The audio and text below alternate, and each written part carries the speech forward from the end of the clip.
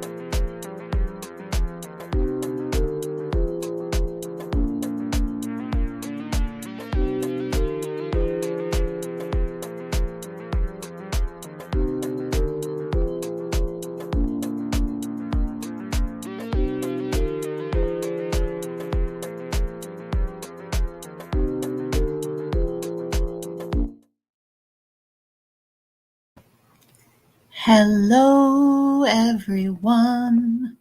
How are you this evening? I am so happy to see you all in the chat. Yes, please crush that like. Hi, Duchess. Thank you for being here. Hello, GB. What's up?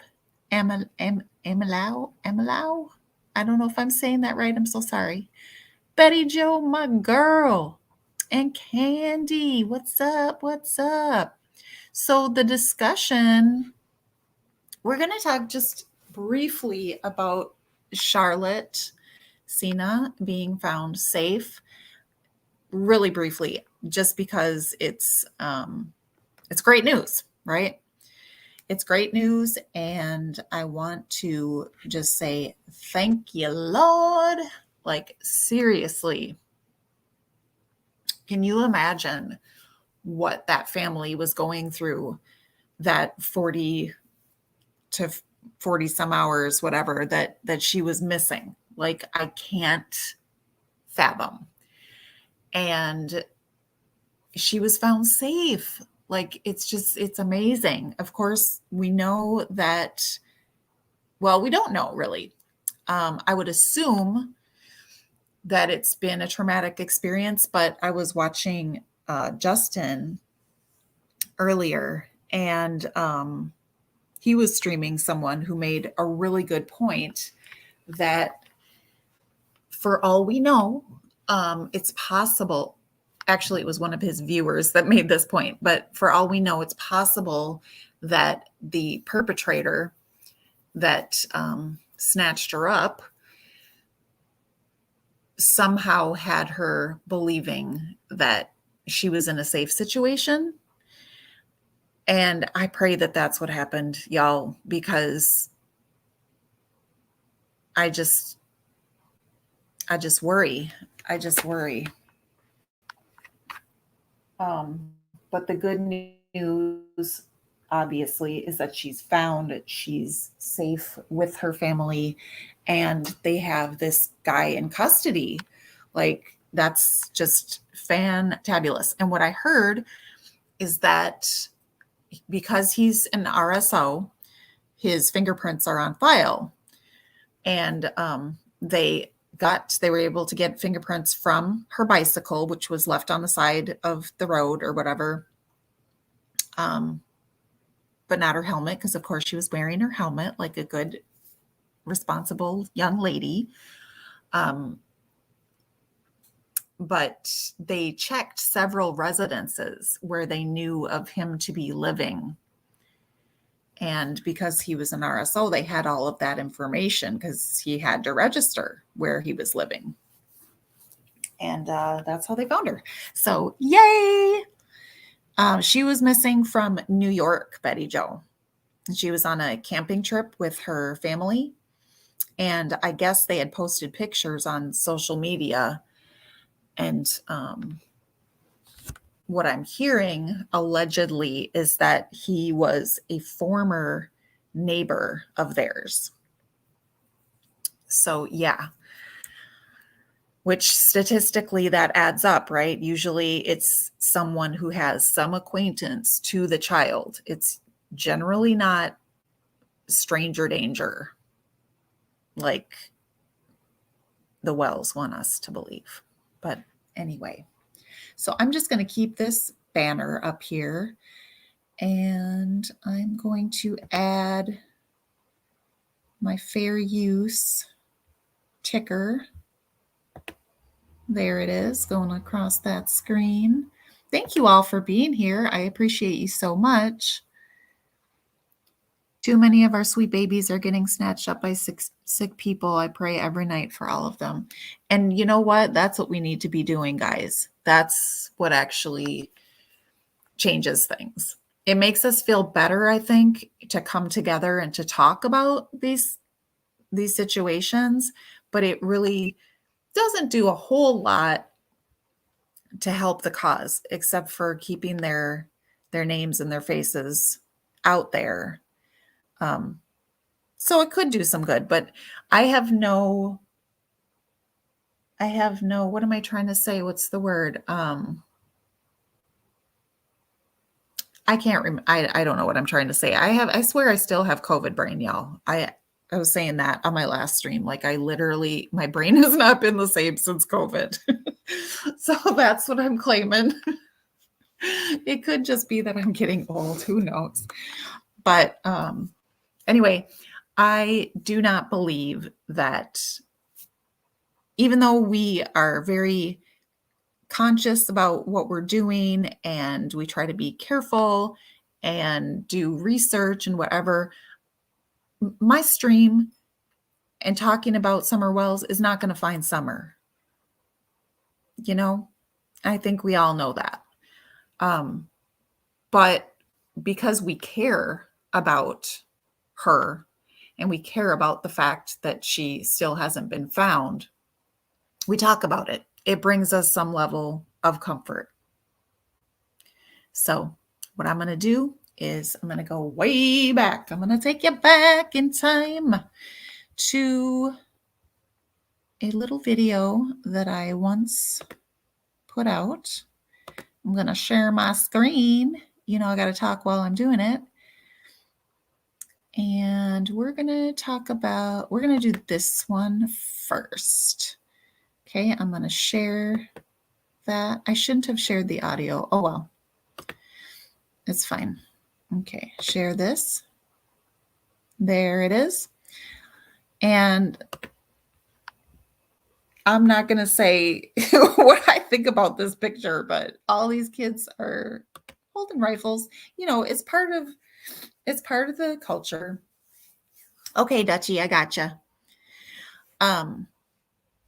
So to each their own, as long as people teach their youngins proper safety precautions, but I'm going to take a gander and guess that the Wells didn't do that, but I'm just basing that on what we already know about them. I don't know it for a fact, guys. All right, so I'm going to go ahead and play this. So this was at least 2 years ago. Okay, here we go. Wait, I think I have it muted. You know, Summer went straight downstairs pretty much because the boys were playing or watching TV there. And you tell me what you think. So Chris McDonough just let a new little cat out of the bag, spilled some beans, if you will. And I don't know, but I was in Cher. Oh, you were in Cher's chat. How did that go, Outlaw? Okay, sorry. So he just said, brace yourselves in case you haven't heard this. Don't put it in the chat. Don't spoil it. Let me say it. He just said that the day, and he got this information from someone who was there, okay, and heard it with their ears. And I trust Chris McDonough. I just do. Hi, I'll be damned. How you doing? Heard that one of the boys, when asked, what were y'all doing, said they were playing hide and go seek. Okay. That has never been spoken of that I am aware of. I have always heard, Summer went in, went straight downstairs pretty much, because the boys were playing or watching TV, YouTube, or whatever they were doing with the TV. But apparently one of the boys has said we were playing hide and seek. Okay. Don has never said this. Candace has never said this that I have heard. How does it change things? I'm not real sure, other than it's another change in the story. Again, I trust Chris McDonough. I don't see any reason that he would fabricate this. And I don't see any reason that he would release this information if he questioned whoever told him that. Excuse me. Bossy Pants had a question. Oh, in the house, or that was not specified, so I'm not going to speak to that. I just know that one of the boys said they were playing hide and seek that day. I have linked that live stream to Web Sleuths in the description, so if you want to go watch that. Excuse me, I don't know why I'm choking. I'm choking on the truth. No, just kidding. Oh my gosh. It's a smoke screen on what is leaking to throw info off. I don't know.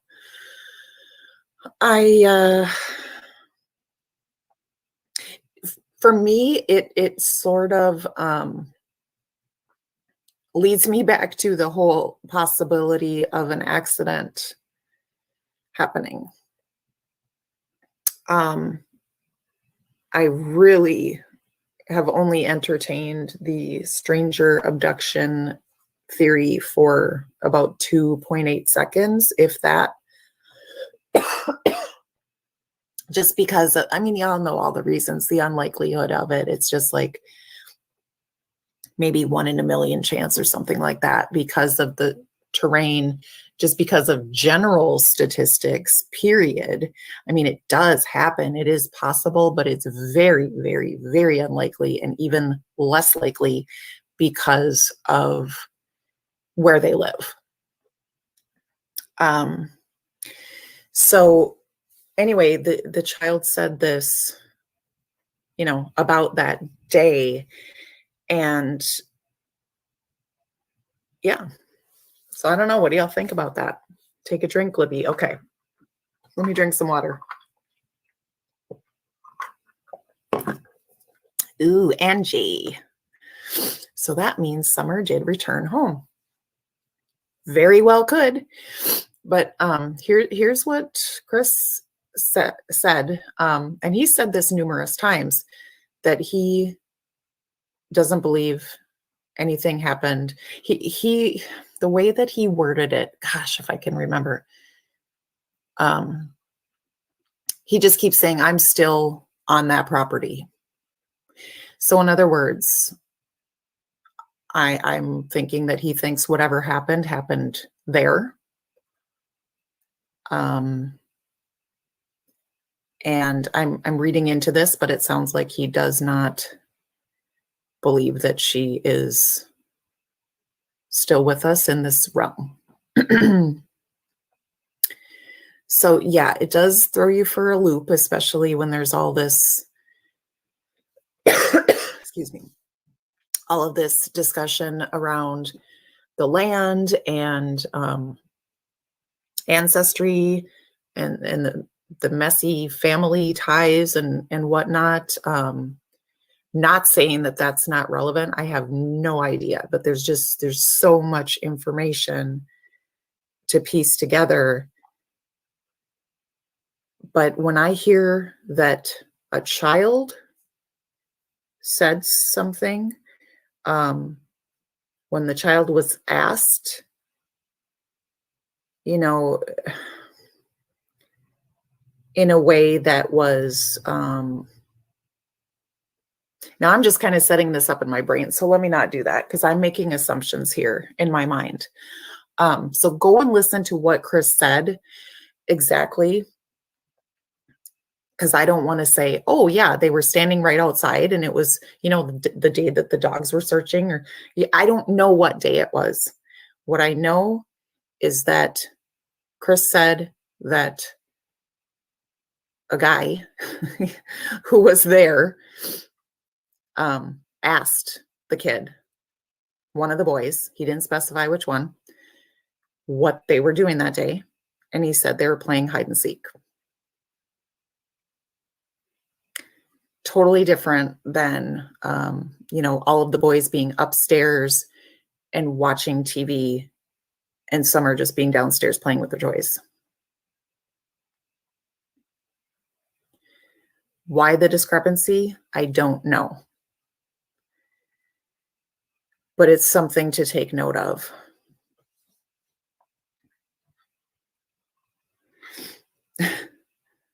Irene. So here's the deal though. If it depends on when the child said this and who the child said this to, and were Candace and Don standing right there? Somehow I doubt it. I hypothesize that this conversation occurred. And again, this part is me. I wasn't there. I'm speculating. Okay. I'm just throwing that out there.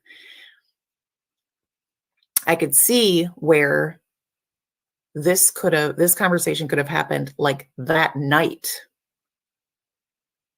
when they're asking everyone questions. And one of the boys is asked, what were y'all doing? Playing hide and seek. Now, in that case, the boys maybe hadn't been quote unquote coached all the way yet, or I don't know. But it's not of my opinion that the little boy would lie to say that, because of the fact that if they were lying, when whichever boy said we were playing hide and seek, if that were a lie, wouldn't then that be what Don and Candace would be saying? Why would a kid lie about that? Do you see what I'm saying? If they were lying, they were coached by their parents to lie. Otherwise, why would they lie?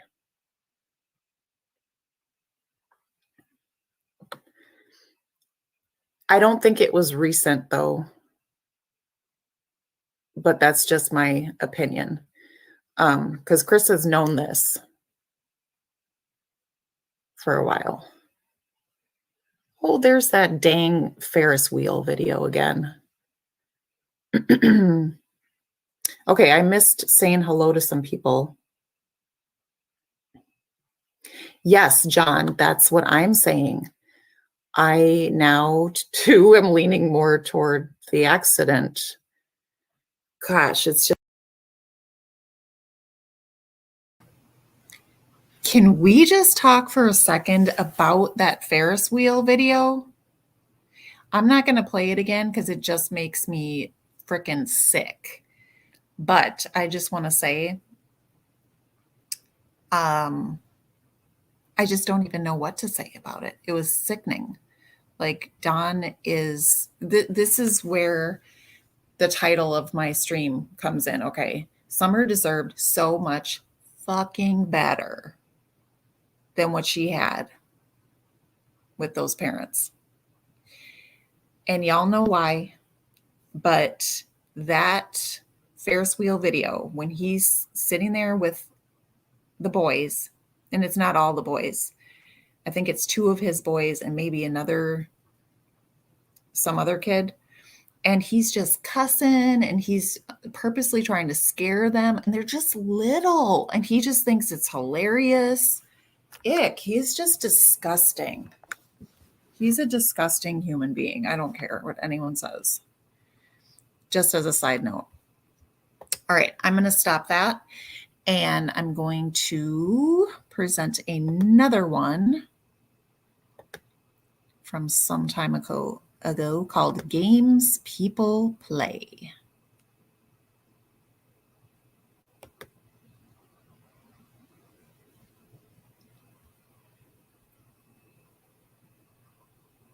And let's see. Add to the stage, Libby. Do it, do it, do it. Here it is. Okay. Rhonda, hello. Glad you're here. Glad you're here.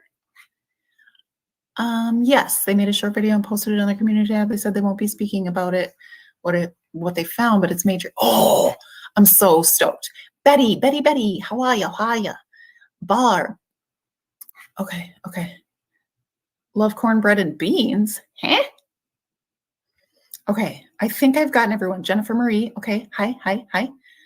All right, I hope I got everyone. If I didn't get you and you need me to get you, put your name in the chizza. You know what I mean, the chat. Okay, let's get straight into this crime stories obsessed video because this is interesting stuff right here. We're going to analyze it to death. Okay, no pun intended. Sorry, that was bad. Off color, guys. Off color. Sorry. Mute yourself, Libby. Mute yourself. Do it. Okay. To Crime Stories Obsessed. I want to show you something that is a little bit concerning, and I just needed to bring this to your attention. So this is Candace Wells' YouTube channel. As you can see, it's hers. 2 years ago, she created a video. You need to listen to the words on this video.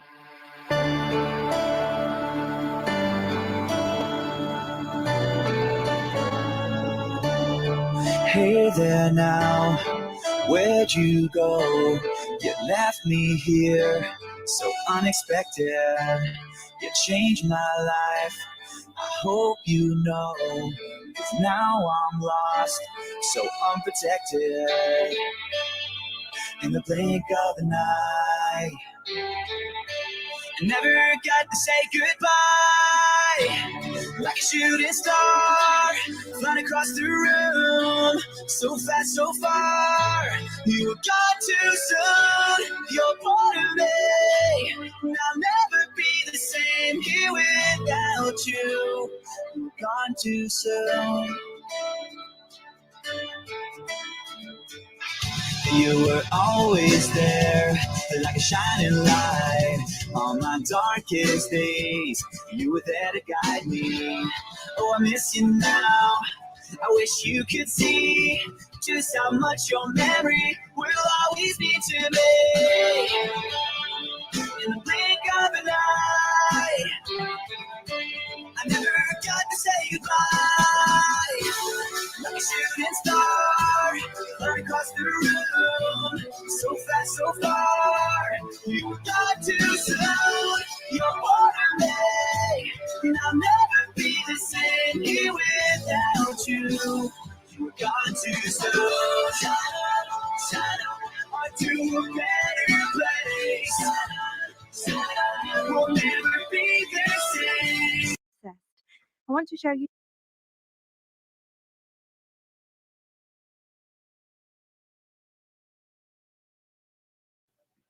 Okay, so you get the idea. And I had that sped up. It's probably more of an emotional type of song. But I'm going to tell you, let me move that comment now because even though it was a good comment, oh, is this connected to the chatter that there was another child that came after Summer? That's what is my suspicion. I know that people are thinking maybe it was for her sister, which that's certainly a possibility. However, tell me then why. Now I got to get rid of this banner here. Gosh darn doohickey, guys. Okay. Tell me why then the created playlist of 2 songs is entitled My Baby. Now, it's possible that she referred to Rose as her baby, but the timing of it being 2 years ago to me makes more sense that it was to an actual baby. Obviously, that is just my opinion. I do not have facts to substantiate. It's just what I am constructing with my brain cells right now, you know? So that be that. Okay. Next on the docket, and by the way, that just came out. That is, like I said, that was from True Crimes, or no, what's it called? Crime Stories Obsessed. I did add it into my link. That was a last minute add in. I was like, whoa. But now I'm going to share with you some super craziness from, nope, never mind, I lied. We're gonna go back a little bit, okay? We're gonna go back a little bit because I feel like we need to go back a little bit to refresh our memories of some early goings on. So we're gonna go to a news report. John Q is here. Hello, John Q. Hey, y'all, please check out John Q if you're not familiar with him. I'm sure everyone is, but in case you're not, he's thebomb.com. Okay. John, I would love to have you come up here if you're ever interested. I'm going to drop the link if you're interested, but no pressure, of course, like you do to me, sir. Only if you're interested, because I'd like to get your ideas on some things. But here, I'm going to get started showing you this. Next video, I'm going to click share audio because I am that on the ball right now. Okay. The Dunkin' Donut iced coffee is kicking in. You know what I mean? Okay. So this is going to be, yeah, this one right here. Okay. Get ready, guys. Get ready. Investigation again today, not holding a news briefing, saying that they're only going to hold news briefing when there's a significant update in the case. Crews, meanwhile, have been searching, they say, in a targeted way in the area near the home of Summer Wells today, and they have been searching since June 15th when she was reported missing. To date, the TBI said they've received 650 tips from the public. And despite those tips and despite searching 3,000 acres, search teams say they have yet to be able to find the little girl. Search crews told us that though they're no longer searching round the clock, they are still following up on every lead that comes in. Bianca Murray reports Summer's parents do not believe she's in the woods near their home. I know she didn't walk away from this property by herself or off this yard by her swing. I feel in my heart that somebody has came up here and took her, has lured her away from here. The parents of missing 5-year-old Summer Wells saying they never thought she was in the woods near their home, but that they believe she was abducted. Search crews combing through nearly 5 square miles around the Wells home. I have to do one step at a time, I guess, but I'm sorry that they had to spend so many man hours in these woods and everything. I've seen them limping and everything else, you know, and I feel for them. Summer not the first girl to go missing in her family. When my sister went missing, I was in between Arkansas and Tennessee. I don't know all of what happened or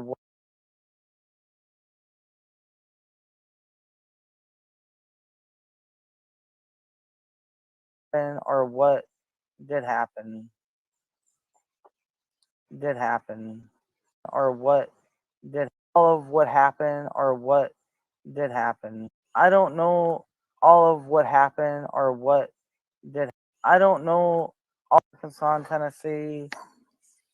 I don't know all of what happened or what. I don't know all of what happened or Arkansas and Tennessee. I don't know all of what happened or what did happen. But I hope that they find her too. When you see cases like Family. When my sister went they missing, won't I bite was you. in between.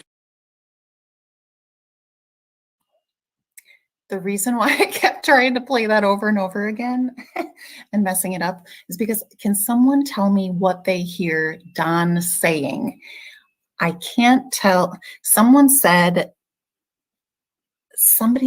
that he's saying something like they're gonna get you, watch, or something like that. And I'm wondering though if he maybe could have been talking to the interviewer about the dogs, perhaps.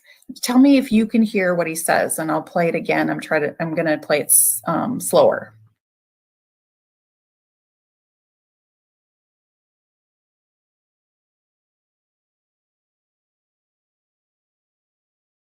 I was in between Arkansas missing. I was in between missing. I was in between.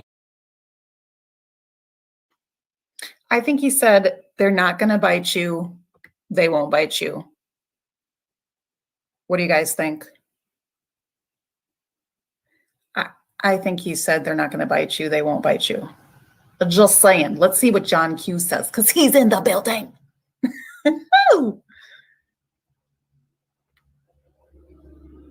John! Hello. Yes, Hello. How are you today? I'm good. How are you? I'm wonderful. I feel so much better today. Well, you call me out, so like I I- did on my channel, so I get where you're coming from. Did you hear the clip that I was just playing where Don says something in the background?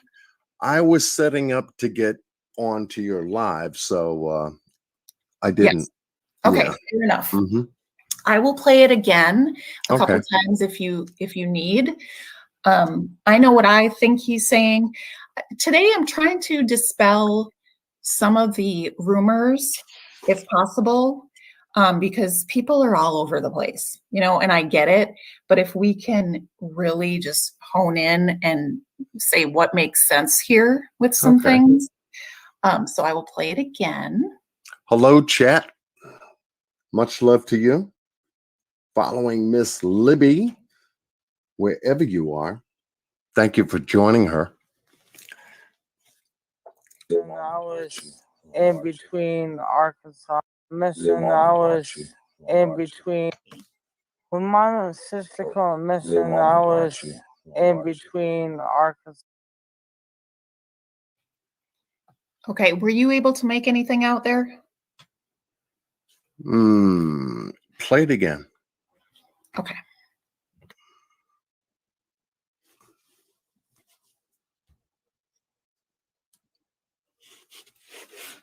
Sister went missing. I was in between Arkansas and Tennessee. In between Arkansas and Tennessee. Missing. I was in between Arkansas and Tennessee. You kind of figure why she brought that up. You're supposed to be listening to what Don is saying. Right. Could you hear him in the background? I heard him in the background. So what do you think he's saying? Because what I hear is they're not going to bite you. Yeah, it sounds like Don is coaching, because this was an improv interview to begin with. And for him to be saying what he's saying in the background into her ear, it's interesting. Well, but what I'm wondering is he talking to her? See what you missed on the way. And I wanted to see what you would say without knowing Okay. what I think, but now I'm going to tell you what I think. All right. So I think he was talking to either a camera person or the interviewer, telling them that the dogs are not going to bite them. I think he's saying they won't get you. They're not going to bite you. I'll play it again a couple more times. Yeah. So try to just not even listen to what Candace is talking about once and just hone in on what he's saying. Okay.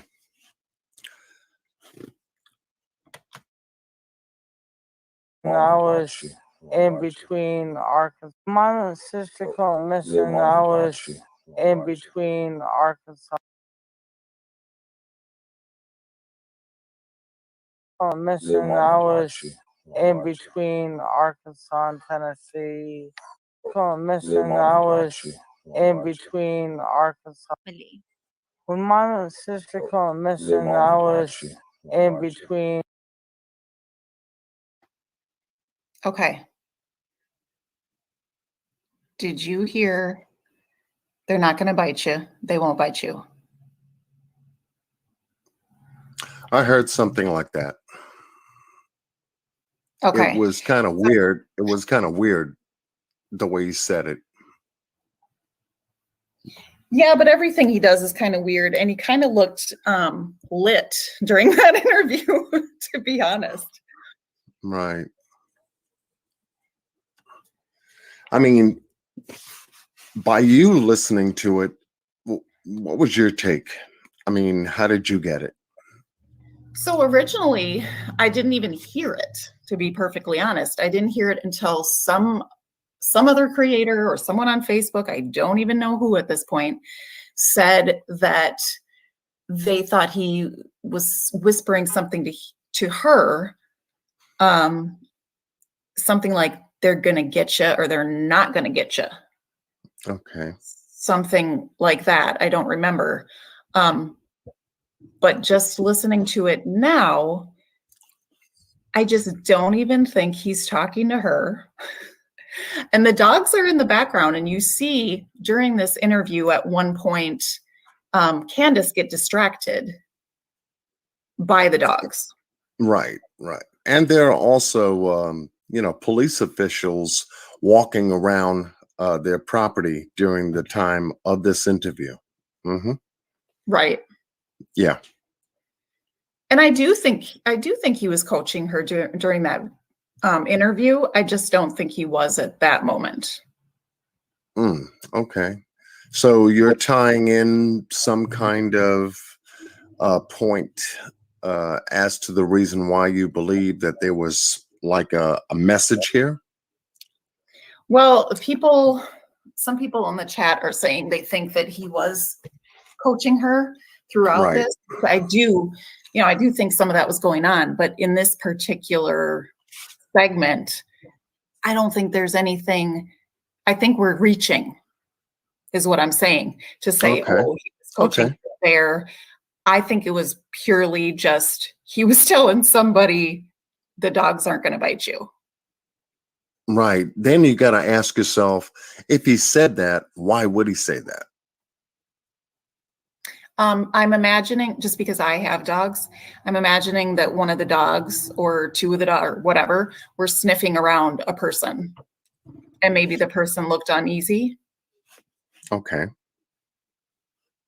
And once again, hello to the chat room. I see y'all shouting out.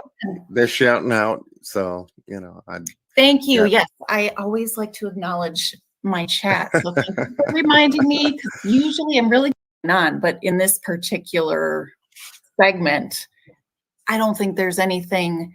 I think we're reaching. I heard something like that. That the dogs are not going to bite them. I think he's saying they won't get you. They're not going to bite you. I'll play it again a couple more times. Yeah. So try to just not even listen to what Candace is talking about once and just hone in on what he's saying. Okay.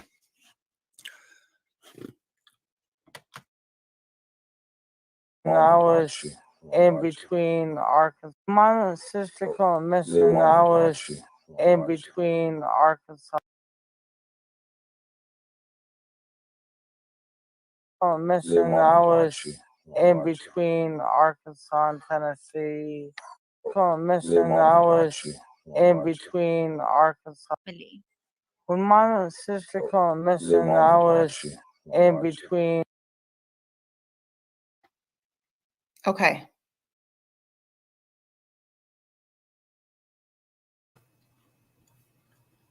So y'all really think Betty Joe. So you all really hear, did you really just hear that, or you just, that's what you have thought from before? Because I feel like once something is in your head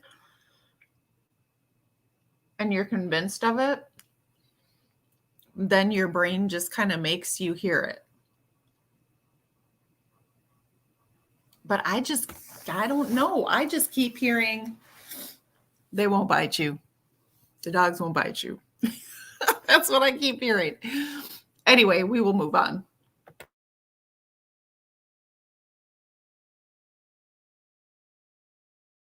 Happen. But I hope that they find her too. When you see cases like that, that's why I lose hope on Summer. You know, I want to keep hope, but sometimes I lose hope. Lose it. Fear beginning to spread through the Wells home as Summer remains missing. And then it really bothers me to find out that we've had sex offenders living within 8 minutes of my house. Keep a close watch on your kids. Yes. Don't let them out of your sight. Summer's parents saying they wish they could search every structure in America if it could help lead to finding her. Now that we know she's not in the woods anywhere, I wish we could focus on finding her. You know, I don't know what, or I don't know.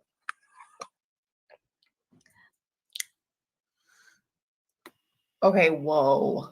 I just don't, oh, I'm sorry to bring this up, but I just noticed that Candace had a little side boob showing. I didn't notice that originally. That's totally. Oh, is that what you're looking at? Okay. Well, I didn't. I mean, I've watched that interview several times. I never noticed it before. So I'm like, dang, okay, whoa. But taking a look at her statement, she didn't know what was going on.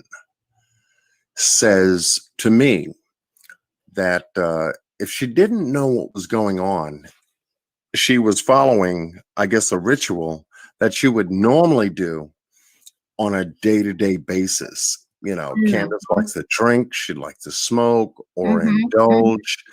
And for her to end up saying that on a news interview says a lot. It does say a lot. And if she wasn't aware of something, hence her neglect and not being aware that something else may be going on. But she said it like, you know, it's, you know, my personality, you know. Yeah, and what I wanted to make note of too is that this is from June 29th. Okay, so we're talking, you know, 2 weeks that Summer's been gone, and Don is already saying he's lost hope.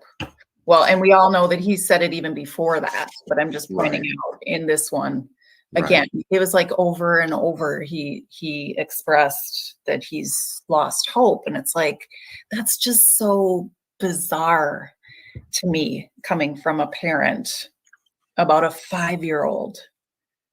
And you would have to ask yourself, why is one giving up hope and then the other one states that they don't know, they weren't aware, you know? And when you can get down to the dichotomy the separation between the two statements.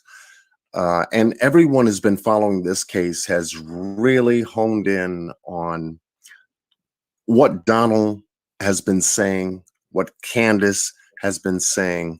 We haven't heard anything from the boys. We haven't really heard anything from grandma that was there.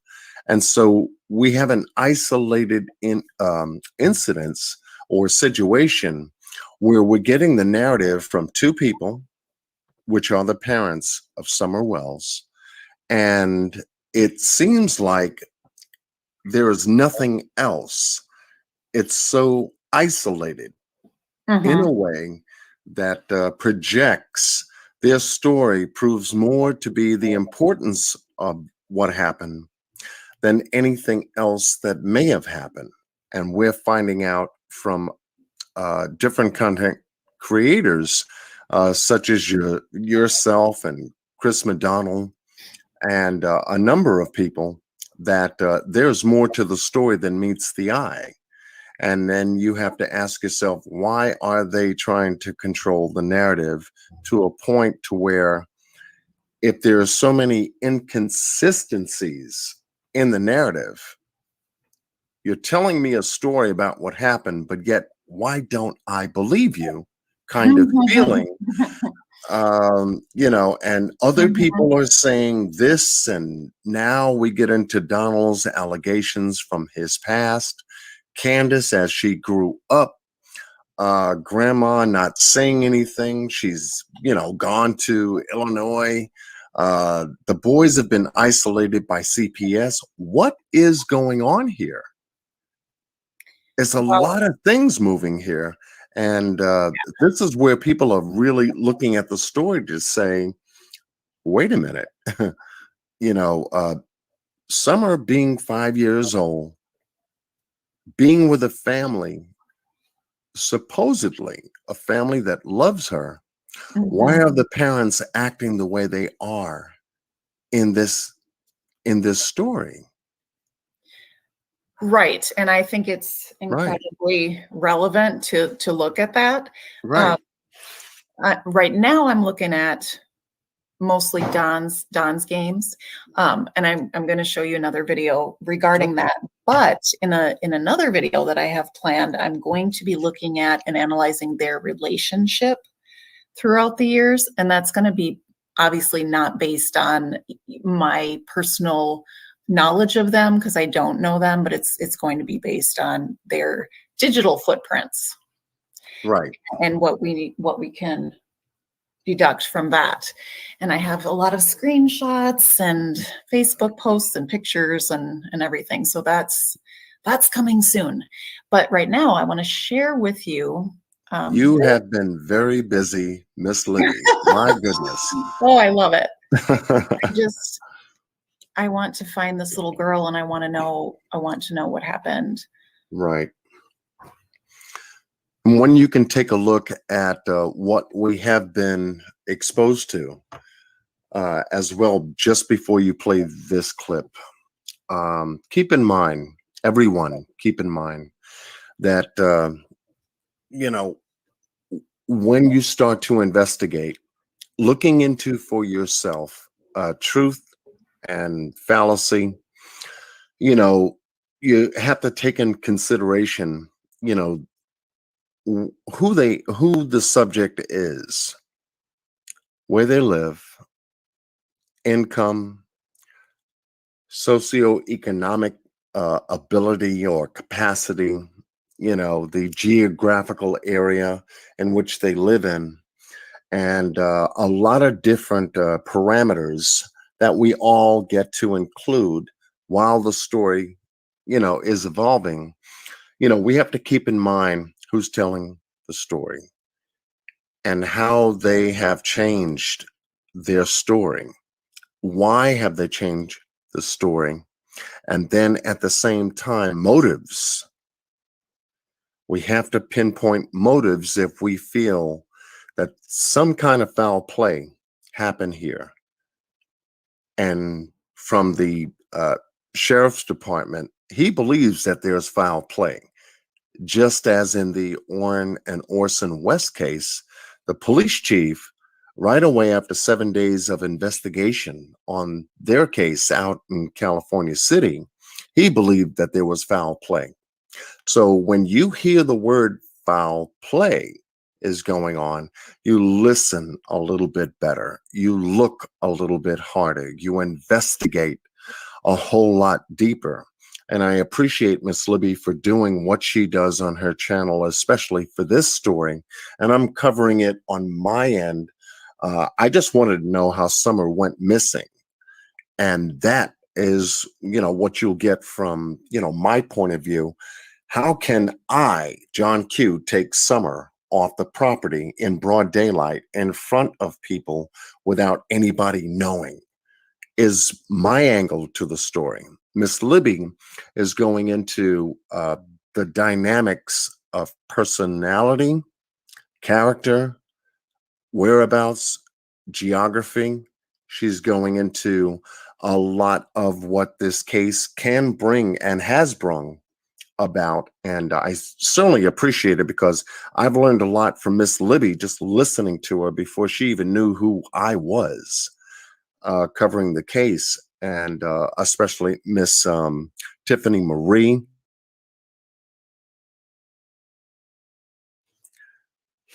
Miss Tiffany Marie for bringing light to the story, as well as other content creators. So that's what we have to keep in mind going through it, because the distractions have been so many and multiplied across the platform that we can lose sight as to where everything began.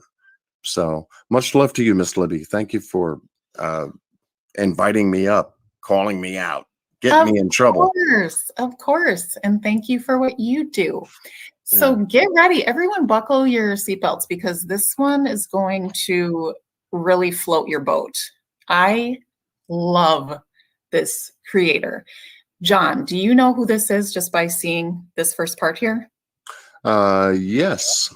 Okay. I have mentioned her on my channel. I am bananas in love with this lady. Yeah, she brings it to you strong and live. She tells it like it is and gives it to you in a 10-minute video that she's able to update on her channel. So she's doing a good job. Like, to me, she's an artist in my mind too. Not that that's going, I understand people, okay, that's not going to bring Summer home faster. I understand, but I just appreciate her content. I just do. Okay, here we go.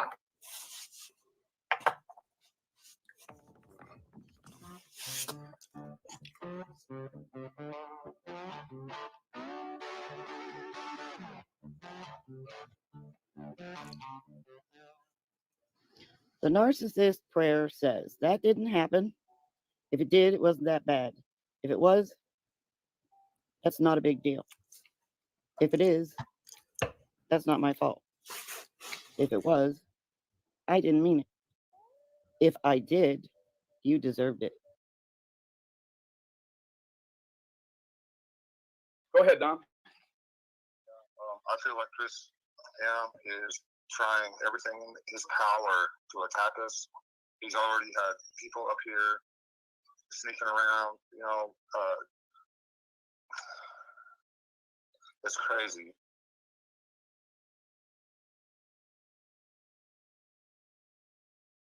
Do you feel like, even with the boys gone, do you feel like you're still in danger because of the people that could be coming from online? Yeah, I mean, Ernie the Shell Hunter, all these people, I don't know what's going on. All these fake book accounts in every way. My stepsisters, I don't understand why they're attacking us like they are. To me, it makes them look suspect. To me, it's like they're trying to throw all this stuff at us because they have something to hide. Do you know why the boys were taken away? I crack cocaine in their system and marijuana, which is why so many lie detector tests. The other reason is now both of them have blamed each other. I've been told it's because Donnie is abusive, and I've been told it's because Candace is abusive. But there's definitely one of the reasons is abuse in the home. And why are they doing this? I don't understand. I'm trying to be really suspicious of all this activity and they're putting our lives in danger. They're putting our kids' lives in danger. That's why our kids ain't here, because we're in danger. You know, can I say something? When trials, they were so horrific. I don't even want to say it, but I think most people know or remember what those accusations were. Correct. And I don't even want to repeat them. But could that cause somebody to get my daughter out of a bad situation? I would do that for somebody's kid myself if I thought those lies were true. In your situation, we've already seen, like you said, it was an arranged legal kidnapping. Like, and as soon as I ended that live, Don had reached out to me. And so we've been talking again. He wants me to read because he does have a theory. Chris, you have created all of this drama. You have sent all these people after us trying your best to set us up. Fake Facebook accounts. You have turned my own family against me time after time. Quit using them for your evil agenda because we can all see what you're trying to do. I think you're responsible for my daughter's abduction due to Trisha's horrific lies. Trisha's the one who should be in prison. We've had people attacking us constantly because of her evil lies. Almost a gunfight on our property and cops called. Did you cause someone to act to save my daughter from some imaginary evil plot designed in your head? Your mother, Jeannie, done all this crap against me to protect you, and that's the only damn reason. Why do you hate? Why do you act like such a victim? We're all victims. Got news for you. Your activities are highly suspicious, to say the least. About Summer, she cared about her dad. Yeah. Oh, yeah. Yeah. Because Summer loves me, man. Y'all don't fucking understand. Everybody thinks that, oh, poor Summer, poor Summer. Well, Summer loves her fucking daddy. And quit his cell phone, and they're being dropped up. Huh? I don't think they are. Okay. Listen, I don't even know how they ended up doing that call the other day when they called his sister, because we had just talked to them and I sat down, we hung up, and they were drinking when we talked to them. But, but for them to get drunk enough to make that call with his sister they called me at 12:30 and they were cracking the fuck up. They were so proud of themselves. I said, I feel like I just left the kids home alone. And they got into my liquor cabinet. They were smashed when they called me back. Wow. And they were just so proud of themselves. And then they were asking me, well, can we call them back and say next? I was like, I'm not getting involved in this shit. You fucking people are crazy. Calling the person that's, getting you arrested for sexual abuse. She filed charges on you for sexual abuse. And you want me to give you a statement that you can say to her? You just told her that first they said that the freaking mafia came and got them or whatever, the Mexican mafia. And then they told them that the cops were beating them up. Mm-hmm. All in the same phone call. And they said that it was for $80,000. And then they said it was for freaking charging the Capitol building in fucking January. And I'm like, you guys don't make sense. Why are they taking the fucking Boston? They better be careful accusing the Mexican mafia of messing with them, because they will kill them.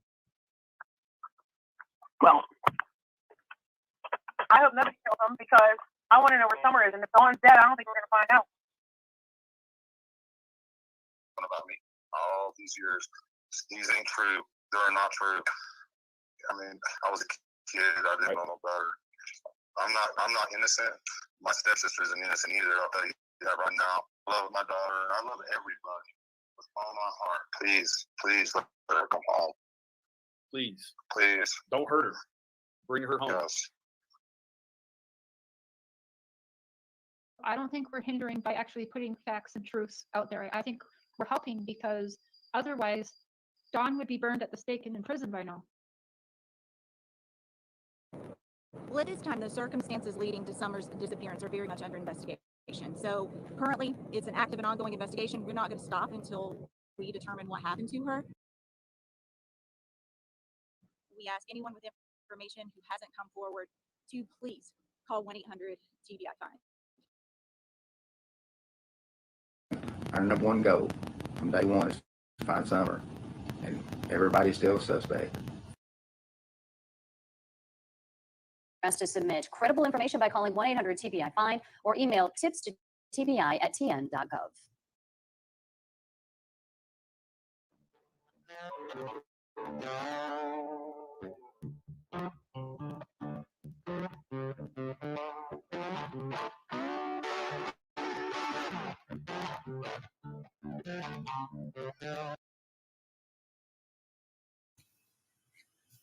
I mean, I feel like that should just be the mic drop right there. Oh, sorry. There you go. It could be the mic drop for sure. I mean, I listen, if anyone missed any of that, please, or if you didn't miss it, even if you saw it, please go watch it 3 or 4 more times, because I feel like it's pretty much sums everything up if you've been following this case.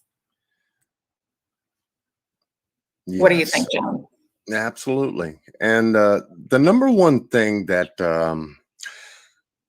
I, shared on my channel, Miss Libby, is the fact that out of the gate, during these interviews, whether it be with the news reporters or whether it be with, the first channel content creators that they came across, and now even the second content creator that's, I guess, trying to handle some kind of damage control for Donald, is the fact that Donald and Candace, out of the gate, should have cleared the table up front. We have nothing to do with the disappearance of our daughter, period. Right. For those that think that we have something to do with what happened to our daughter, you are sadly mistaken. It is wrong. It is false. Our daughter was kidnapped or taken off the property. We have nothing to do with it. We want our daughter back, and we want her back now. If there's anything that we can do right now, please let us know. We want our daughter. And that wasn't said. Nope. It wasn't said until someone coached them to say it. And even then, frankly, they still haven't gotten it right. Right.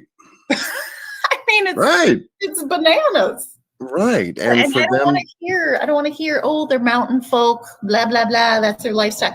I'm not talking about that. Okay. Nobody's talking about that. It's the drug use. It's the criminality. It's the condition that they live in. It's the fact that their boys were now taken. It's the deflection. Don doesn't take responsibility for anything. no, that's his character, though. Yeah. I mean, the past SA allegations, he hasn't taken responsibility for. And so he's about to go into an area, which is going to be the next part of this case. He's about to go into an area he's really not prepared for. In reality, he's not. He didn't think after 40 years this was going to come about, but yet it has, because his daughter went missing and he doesn't know why. And I've sat back and I said, well, Donald and Candace, what the hell did you do to cause your daughter to go missing? Who did you piss off? Who do you owe money to? What connections or associations do you have with people in your life that would even bring about this kind of a situation concerning your family, to have your 5-year-old go missing? And so those are the main questions that I have. I've got a slew of them. And if I get a chance to interview Donald myself, they wouldn't be the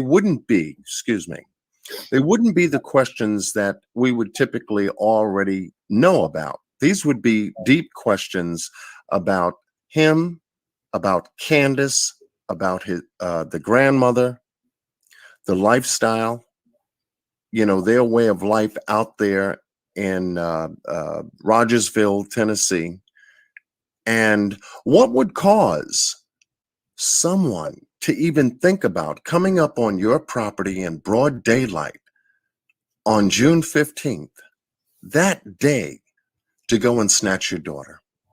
Right. I want to address Mr. Tomato Head. You got a tomato head? And I'm not coming at you, Mr. Tomato Head. You named yourself that.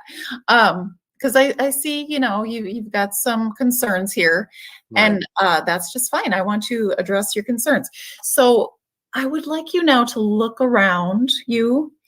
We are not in a court of law at this time. I do not have a gavel. I don't have one of those big robes on. I'm not a judge. I am not a detective. I am not even a retired detective or Inspector Gadget or scientist or, forensic, whatever. None of those things. I am a mother and a grandmother and a former teacher and someone who has knowledge and expertise in the area of human behavior. And we're just talking about this. Right. So, Amen. no, I don't have real evidence, and I didn't claim to. I have a strong opinion based on the circumstances surrounding this case. And that's what we all have. The circumstances surrounding this case. We have the news reports, we have their interviews, on YouTube, statements that were made, phone calls that were made.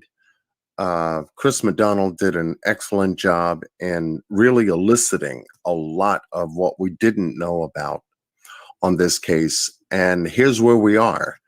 What is the next step in this case as far as finding Summer Wells?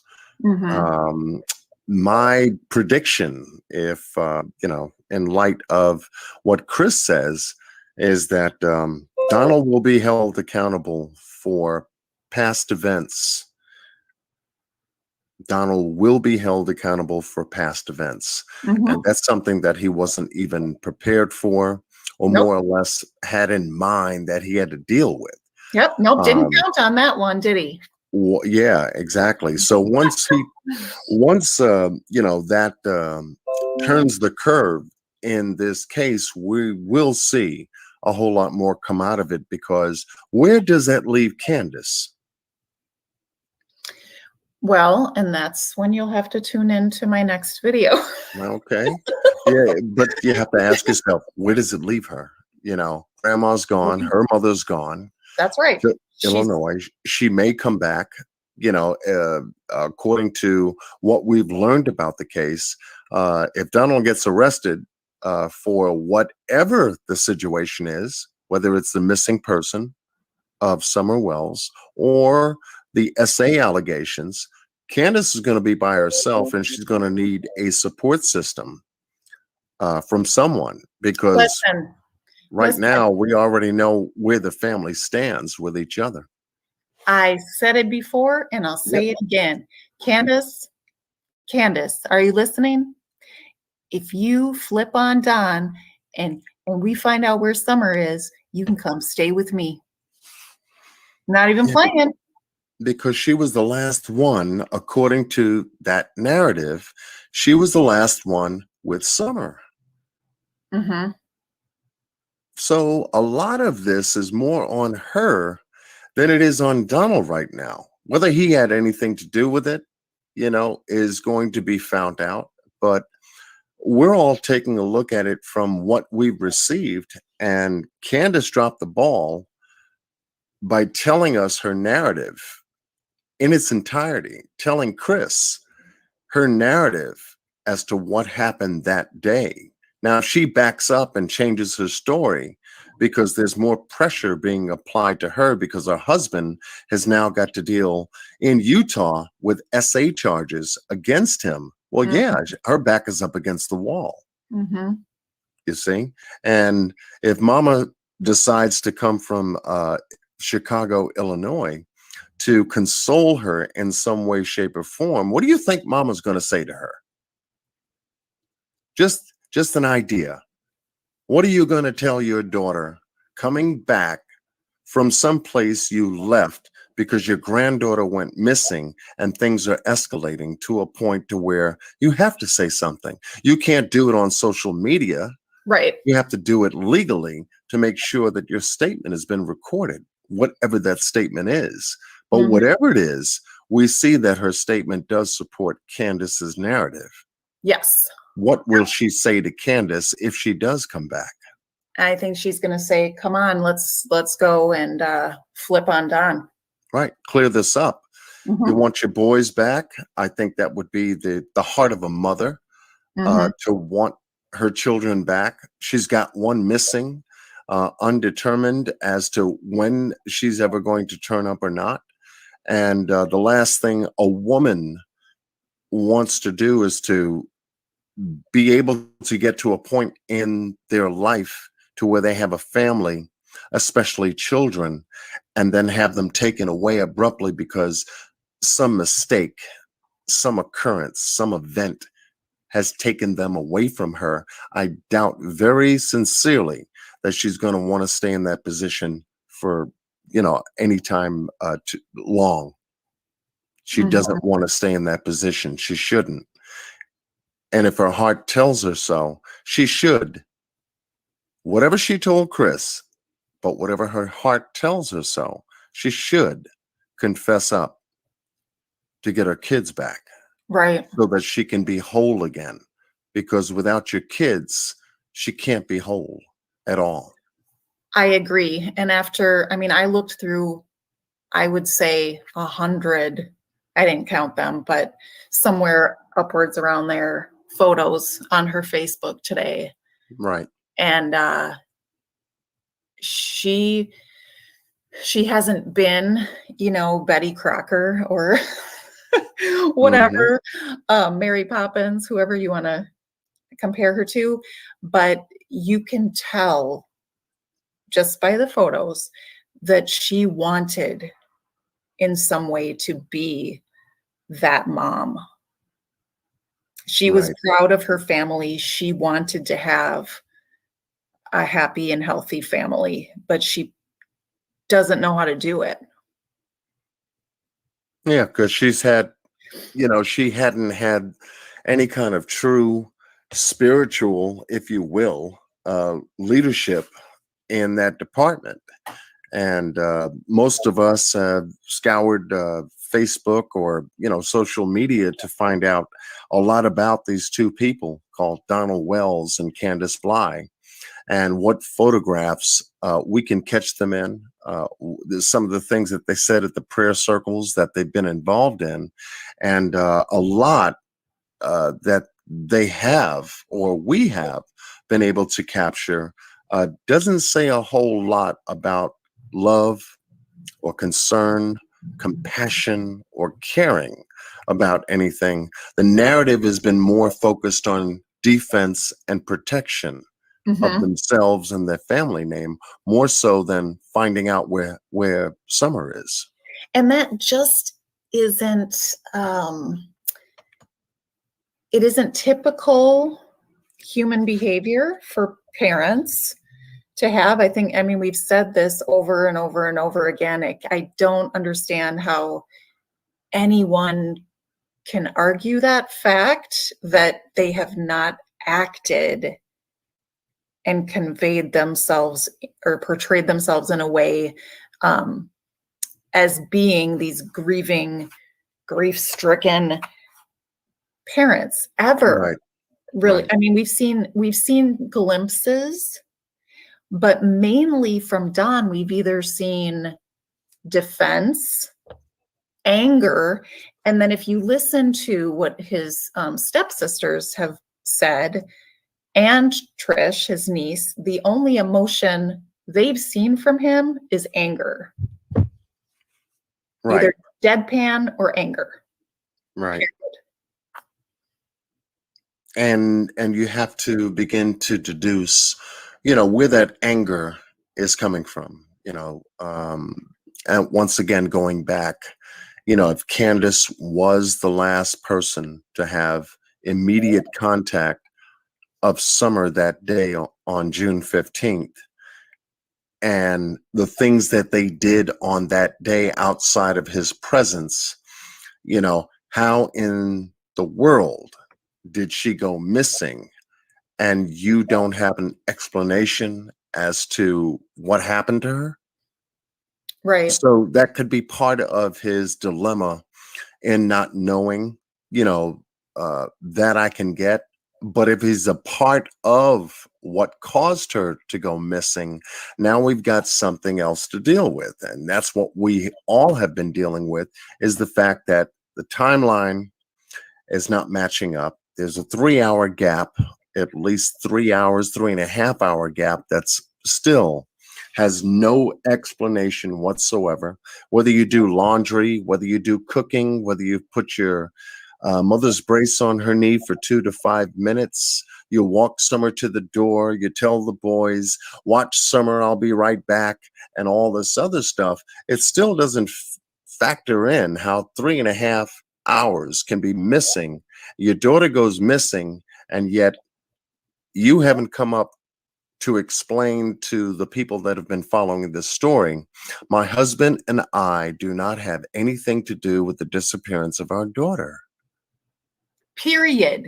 Like, I would literally, and I shouldn't say this, but because I don't know how precisely I would act in this situation.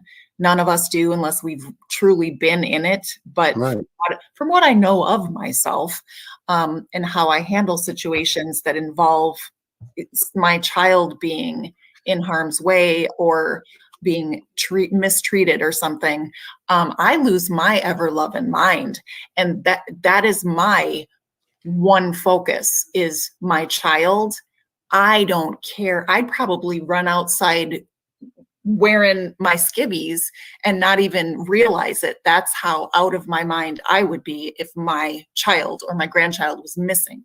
Right. I would not care at all about what anyone was saying on social media. In fact, I'd probably never even see it because I wouldn't be looking for it.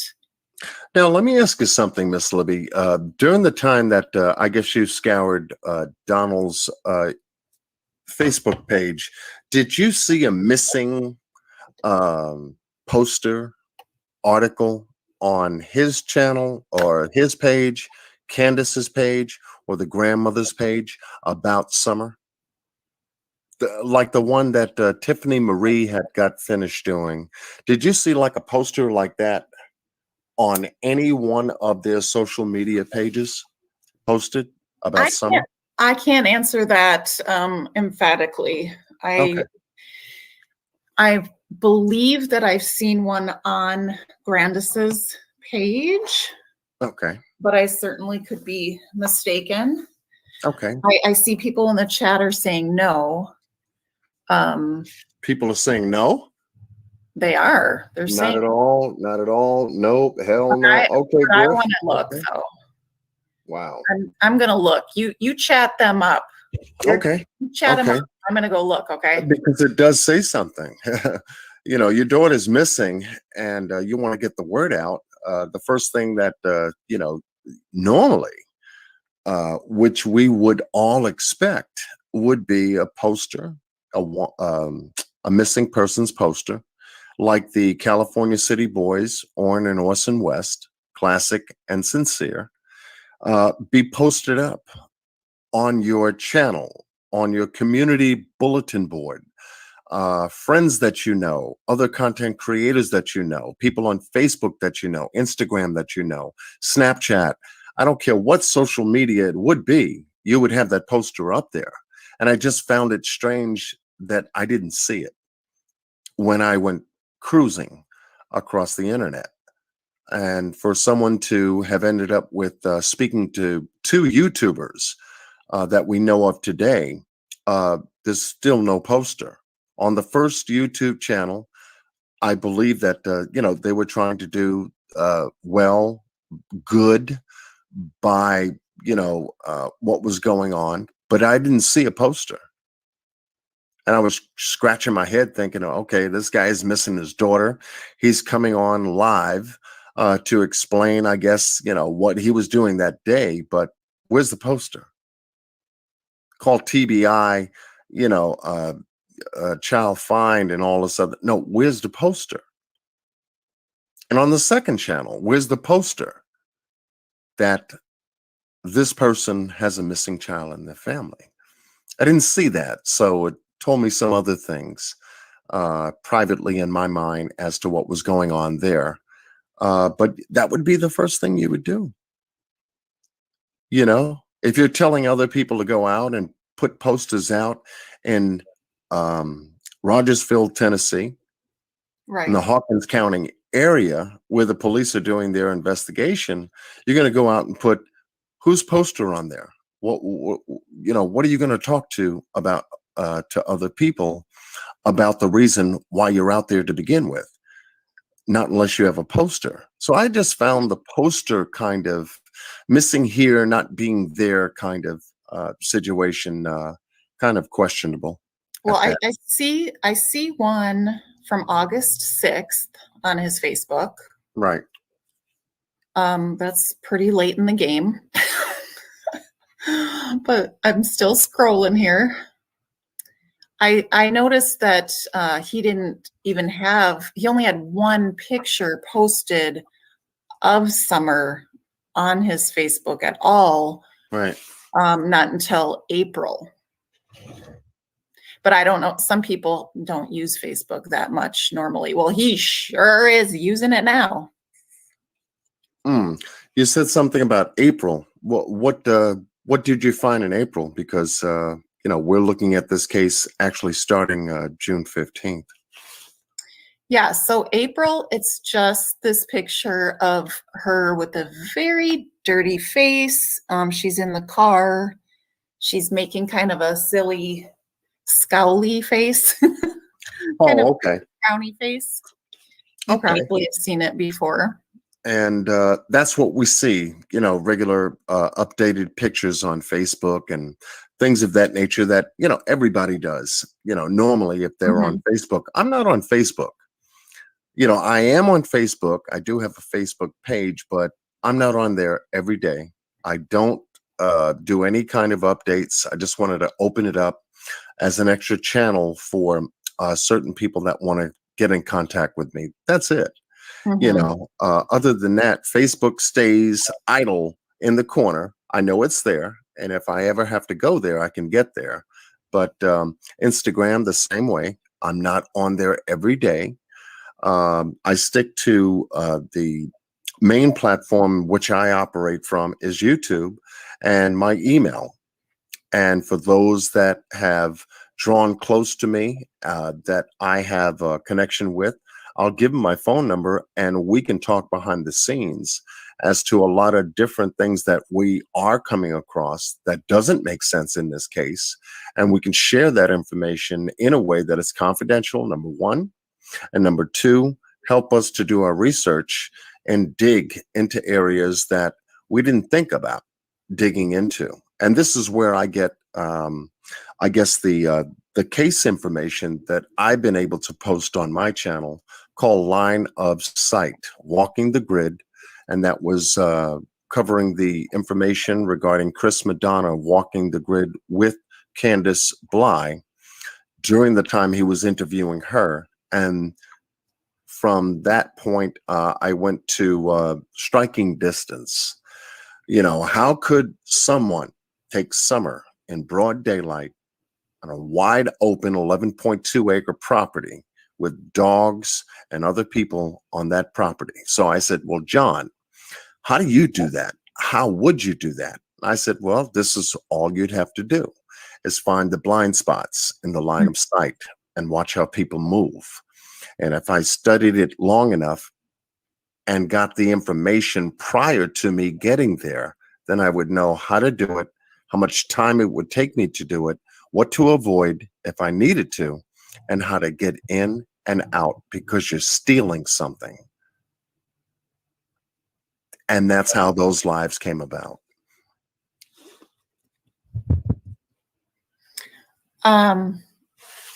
Oh shoot. I wish I saw this sooner. Good night, Mr. Potato.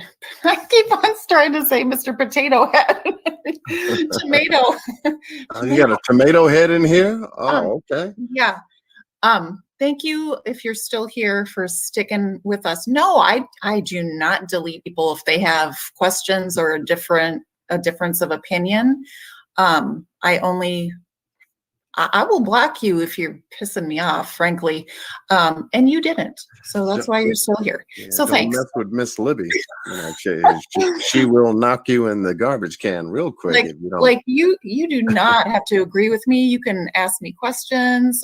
We can, go back and forth about it a little bit. But if anyone goes to name calling or, something like that, then they gotta take a hike. Right. But I do appreciate you covering the information that you've been able to really get into on your channel. I always tune in, whether I'm going to sleep or whether I'm waking up. I see you come on live, and I know that, either there's a development or an update or just whatever it is that you cover. I listen to a lot of what you've been able to cover because you have a perceptive mind, looking objectively at certain things and deleting or delineating the BS that's been out here over the course of this case. So I do appreciate that, Miss Libby. Of course. And I appreciate your voice. As everyone knows. Now they're all going to remind me, your mother is watching, Miss Libby. Oh my gosh, leave me alone. I just like his voice. It's not a big deal. Be careful, Miss Libby. Mom is watching. You hear that a lot, don't you, about your voice? I'm beginning to hear it a lot for some strange reason. So I'm thinking that, is it my voice that I guess people are attracted to? Oh, well, I'm going to subscribe to his channel, forget the story, kind of thing. I hope not. Well, I appreciate what you're saying, but your voice is one of those that, I feel like you should read us a book sometime. And someone actually suggested that I do that, and I think that's hilarious because I hate my voice. I feel like I sound like I'm plugging my nose all the time. But anywho, I might be reading y'all some books too. Okay. All right. Well, it seems like the chat is responding to, I guess, the past comment that we've been making. Well, thank you all. Onto the smooth styling of John. If it's my voice that has attracted you in the stories that I cover, and it is a plus, then God has blessed me to give it to you, just the way I can give it. But once again, not to take away from what I was saying, Miss Libby, I truly appreciate your time, your effort, the time that you take to piece together a lot of this stuff that's been coming out and staying on top of it.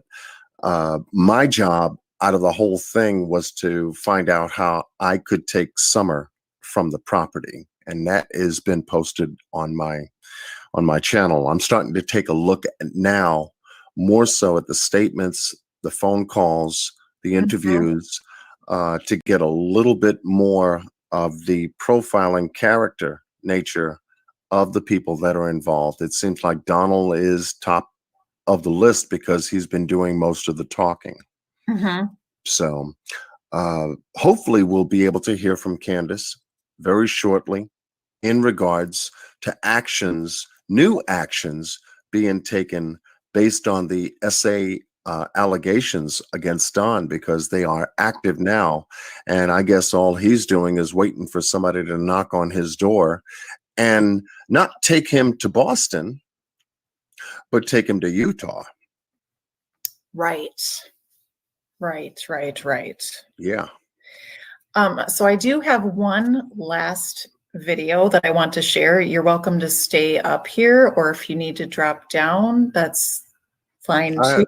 I've got a couple of minutes. I can stay with you, and then I gotta run off and take care of a couple of things. But I'm just happy that when you call me out, and when anybody calls me out, I will show up. That's just me. Okay. So. All right. So this is, let me just set the stage here. This is The Rabbit Hole Goes Deep. And she's a small channel just like me, but I noticed what she's talking about here, but I haven't really spoken on it. And she has this nice little video where she talks about it. And I think she did a nice job. Again, her link is in the description. Anytime that I show another creator's content, which is often, let's face it, I do put it in the description if you want to go watch it. And I encourage you to go and watch and subscribe. What I like to do, John and everyone else out there, is to take all of the information and put it together and sort of analyze it together in a discussion form. And that's, you know, that's what I do. That's what you do. Some I people agree. say that that's lazy. I say that's rude of you, but let's just keep it moving. Okay, here we go. Hey, welcome back to my channel. I want to go over again, and I'm sorry, but this picture, because it was posted the day Summer vanished, June 15th at 6:06 p.m. Now, there is a possibility that this is not Summer. Is it likely that it's Summer? Yes. Is it unlikely? Not so much. But regardless of who's in the picture, the date and the time of the picture is what's concerning to me and why I'm talking about it again. It is just the fact that how could Candace be posting a picture on her Facebook on June 15th, the day Summer vanished, at 6:06 p.m. when we know the 911 call came in at 6:26 p.m. So this photo could possibly prove that Summer was not missing at 6:06 p.m. And why do I say that? Well, not just because that could be Summer in the picture, because it could be an older picture. Candace was posting a picture on Facebook at 6:06 p.m. So apparently she wasn't in panic mode and frantic that her daughter was missing at this point. I want you to comment and tell me, what do you think Candace should have been doing at 6:06 p.m. instead of posting a picture on Facebook? Taking into account what time the first 911 call came in. We also have to remember that Candace states that she called Don first before the 911 call was made. And in the dispatch audio, they stated that the child had been missing for about 10 minutes when the call came in. Was she getting Summer out the vehicle? Were they offloading groceries? Washing clothes? Were they transplanting cactuses? Was she fixing Mom's knee brace? Was she walking into the house at this time? Was she going downstairs to see if Summer was down there? Or was she searching for her at this point? T-Mobile is your new choice in coverage and value. We've been investing billions to bring our award-winning 5G network to small. No, she was on her Facebook posting a picture. Okay, moving on. I was watching Web Sleuths, and I had Chris McDonough on the show. And Chris does some very, very damning news. Donald Wells. This wasn't the first time. Jeannie, his stepsister, that wasn't the only time. Let me say it that way. It was not the only time that Don was accused of SA.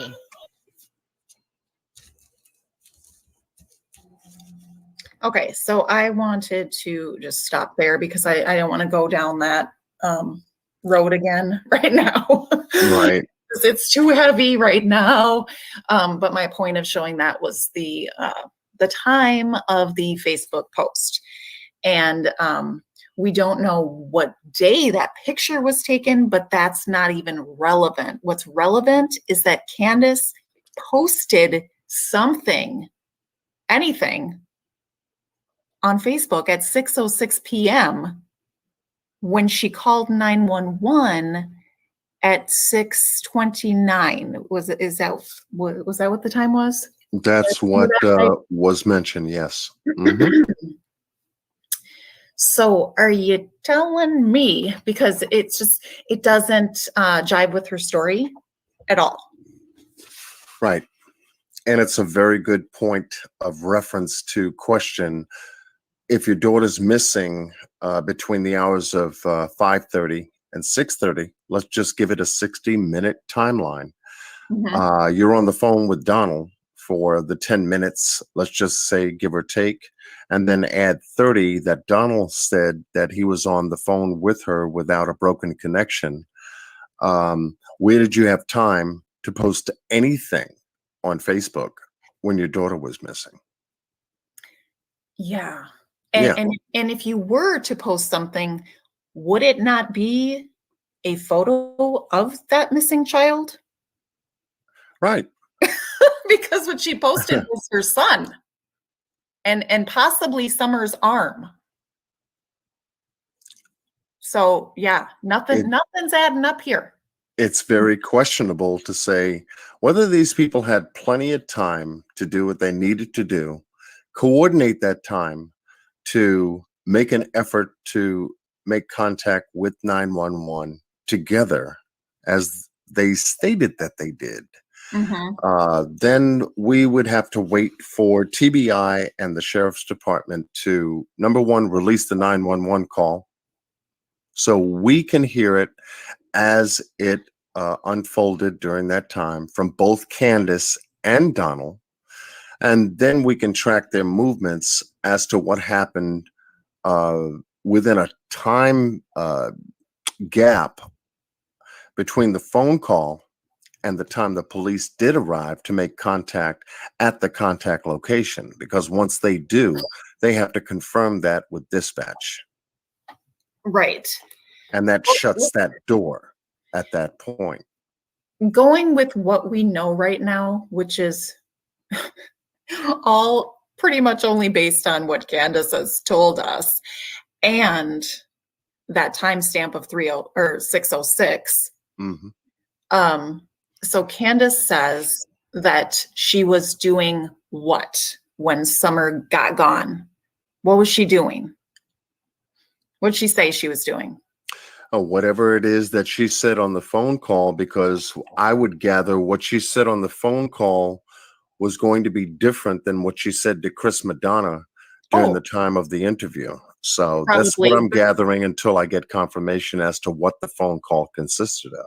Well, let's go with what she says right now, just for argument's sake. Let's say that she's telling the truth, just to just humor me.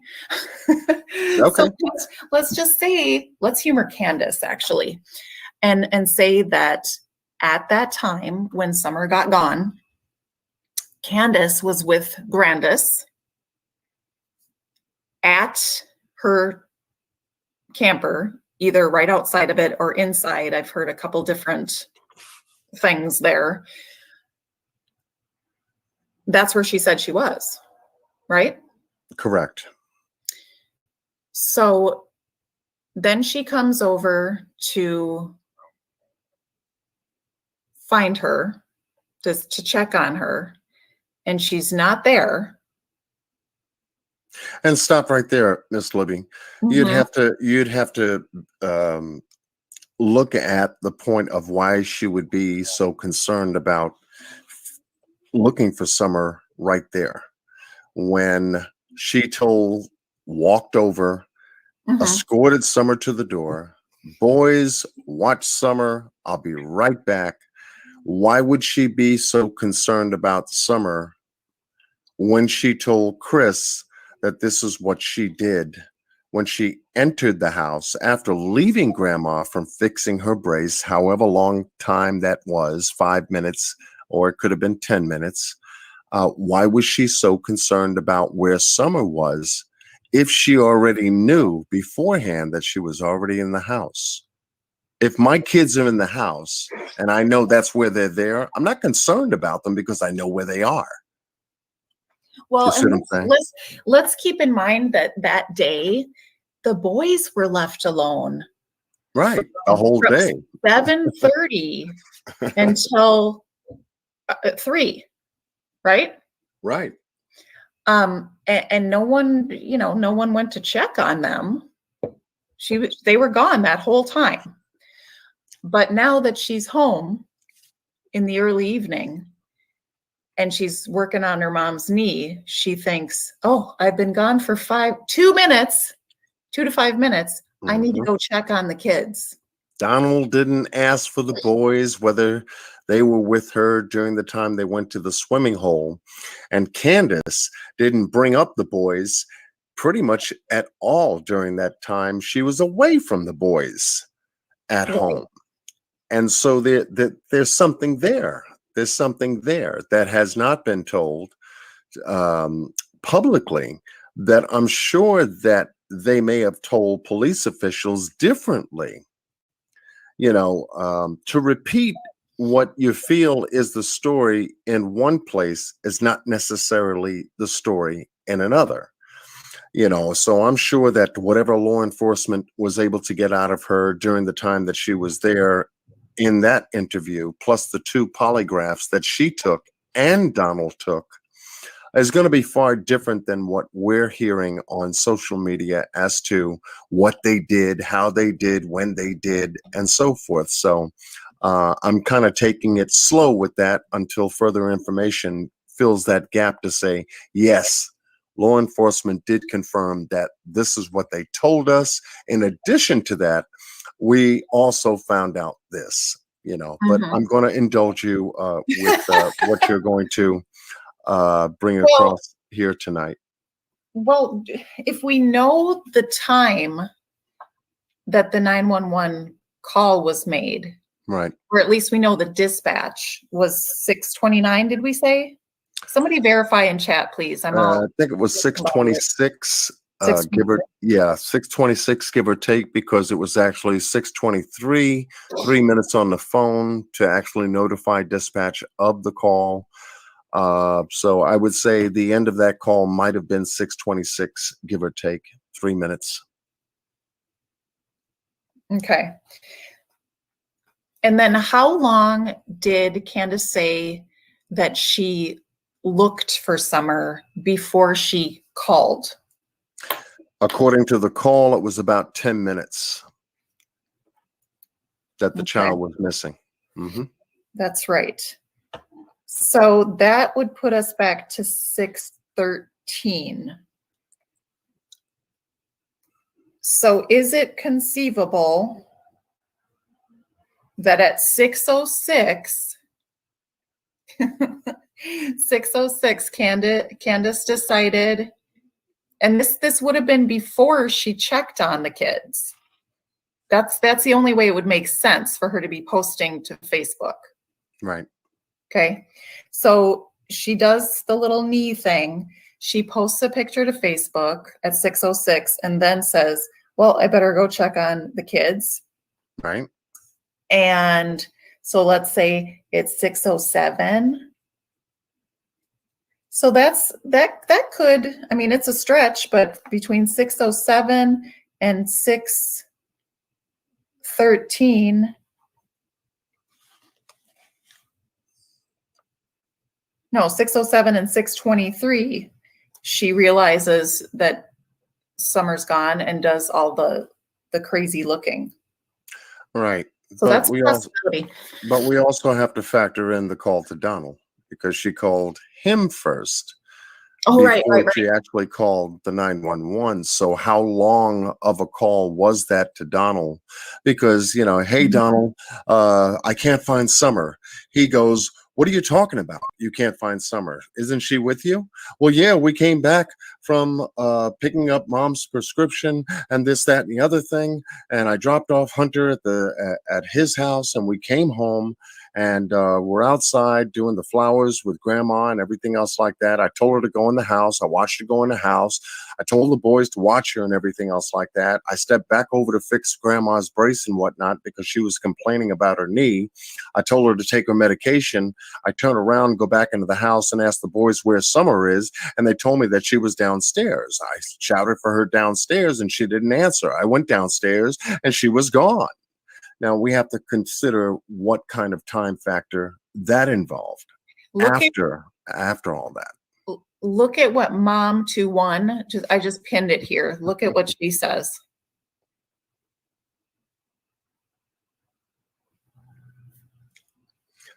If you can find her comment and highlight it. Oh, It's on Mom the- 21. There we go. Here we go. Thank you. Candace called Don at 5:30 p.m. 911 wasn't called until 6:23. Well, 6:23, I would agree. So can you point us to, please, Mom 21? I do recall hearing that 5:30 time at some point. Right. Do you recall where we got that information? Did Candace say it? Did Don say it? Who said it? Do you have the phone records, Mom 21? No, I'm just kidding. I wish she did. No. Oh, golly. I think the 5:30 timeline was given to us by Don because he seemed to have been confused when talking to Chris from the interviewing room. He thought it was 5:30, but yet he inferred the 911 call being at around 6:26. So he skipped, whether on purpose, intentional, we don't know, but he skipped over Oh, look at this. that piece. He Yeah. said he got home at 5:30. Oh my gosh, this is all jacked up. Yeah. Any way you slice it at this point, what in the hell is Candace doing posting a picture of one of the boys, the Facebook, at 6:06 p.m.? Right. Huh? And that's a valuable piece of information you got, Miss Libby. That's a dang timeline ruiner right there. Yeah. Whoa. Yeah, that's a good piece of information because it's been recorded, it's there, it's time stamped. And so if Summer went missing before that time, or even after that time, let's just say slightly, you know, you would have time to do all of what you told us. And that's what I was saying. There's a group of things that they didn't say publicly about the timeline that they may have told TBI and the sheriff's department during the time they were interviewed privately. That is on the public side, not making any sense at all. And this is where we're befuddled based upon the 309 photograph of Summer being in the car and then the 6:26 911 call. So what did happen in those three-hour time difference? And here they're trying to fill that gap right now. You find a posting at 6:06 p.m. So that's telling us that Summer wasn't missing until after that time. One would assume. Yeah, but then again, we have to include the phone call to Donald based on the 30 minutes he said that he spoke to her on his way rushing back home. So we get past 6:26 at that point if she's still on the phone with Donald. Wowza. And they couldn't have made the 911 call at the 6:26 mark because she's still on the phone with Donald because Donald is driving home. Here's what you do. So we have to say, well, what the hell did Donald say to Candace in a 30-minute phone call during the time he was on the road from Jonesboro all the way back to the house? Jonesboro's 40 minutes. He made it there in 30 minutes. The timeline got shortened and changed during the course of a couple of interviews on that other channel. And now we've got to 10 with a timeline that's still out of whack because of a posting at 6:09 on Facebook. That's a good catch, Miss Libby. I got love for you. Wow. Well, here. Okay. So there's so many things that I've noticed that have been like, what? But then which is a perfect name for that channel that I just spoke to you about and shared with you, the rabbit hole, whatever. And it's in the description. Y'all go over there. Please tell her that Libby sent you. Okay. Yes. Blow her channel up. Yeah. Blow that channel up. She's doing some good work over there. It is something that I noticed early on, but like I said, once I start researching, I get into rabbit holes, and by the time I get, 2 hours later, I'm like, wait, what was the thing that I originally was looking at? And so when I saw her video, I was like, oh yeah, I remember that. So I do remember seeing it weeks ago, but I guess not thinking it was anything. And then when she did that video. So anyway, thanks to her for putting that video together and bringing it back up, because I think it is very important to establishing this crazy ass timeline.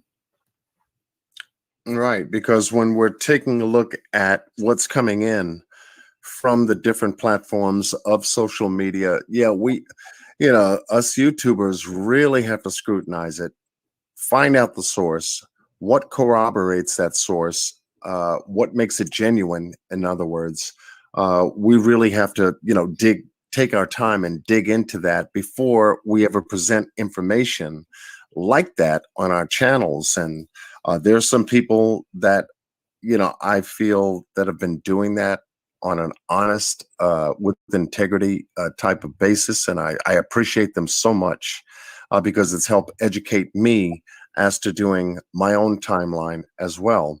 And then you have those people that get the wind, it blows, they feel it, they go onto Facebook, and then they present whatever speculation they feel that they can believe in without verifying the source. And that's what's troubling to this case, as it is the Orrin and Orson West case, as it was for the Kanika Jenkins case, and so on.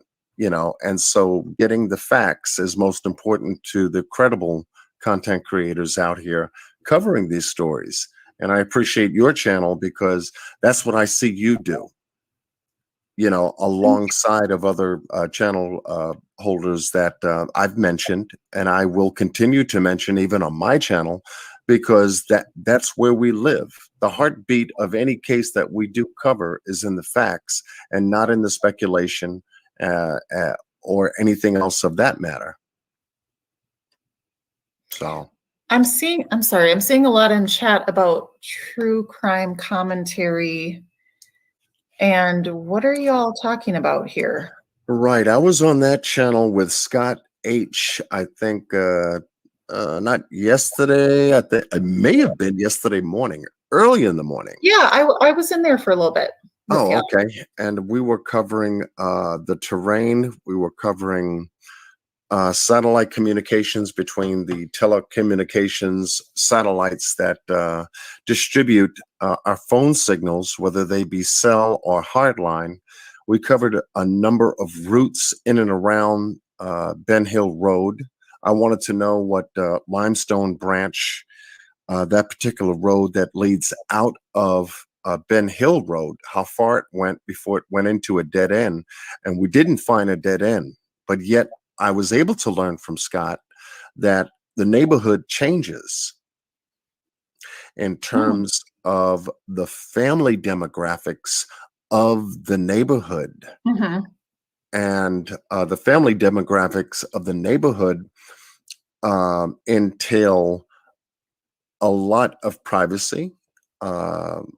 They don't believe in strangers being around their neck of the woods, or else you get killed, or you go missing, kind of thing. And I remember Don saying that 25 to 30 minutes in, and then you get out 25 to 30 minutes in without cameras. I said, well, where aren't the cameras? And then this is where Scott and I went through that neighborhood, and he was able to give me a little bit more of the demographic nature of that neighborhood before we got to the next town. And I began to piece together what I needed in terms of, my investigation to say, okay, I wonder what problems EquiSearch had going into those areas, because that was one of the issues they came up with regarding cell phone communications, not only in that specific area, but the people that didn't allow them to search certain areas and properties in that surrounding area. And so I said, well, how much did EquiSearch cover without covering maybe an essential area that they should have and maybe gotten different results from? Okay, everyone is shouting true crime commentary at me like it's breaking news. We have to get there. Okay. So I pulled it up, but which video are you all talking about? I think someone gave me. Are they live? Are they live right now? No, they're not live. Okay. They are just, Okay. there's a 5-minute video and an 11-minute video, and I don't know if we're supposed to be watching both of them or one of them or what. Okay, chat room, go to work, go to work. Tell Miss Libby what you're talking about, what you're looking at. Give her the lead so she can take us there. Let's see. Oh, part 3 of Local Man series. Okay. Okay, part 3 of Local Man series is, I guess, a commentary that was made by Scott, being a local man in the area and knowing the geographical terrain, the folks there, the holler points, as well as the roads, streets, dirt roads, gravel roads, communications, and so forth.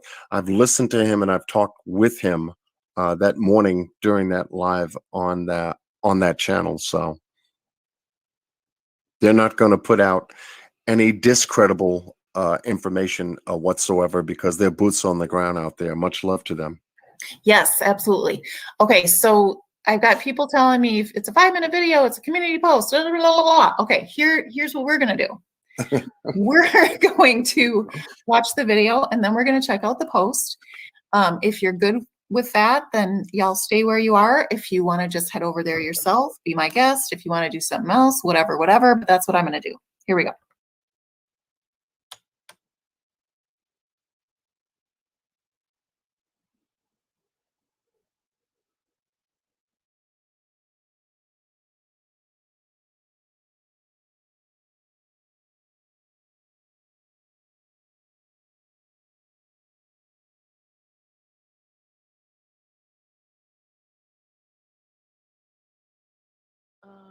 Can everybody hear? Just put a 1 in chat if you can hear. Hello.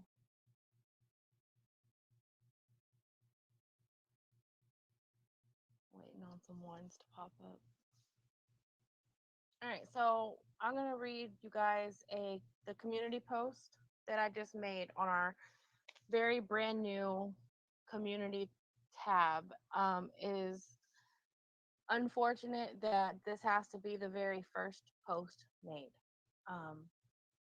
So we're just gonna hold on. She said turn up audio. Can you guys hear me?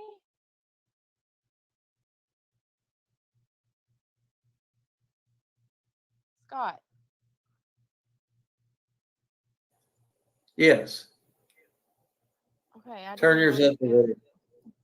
Speak up a little bit or turn your volume up some, Kenny. Okay, let's see.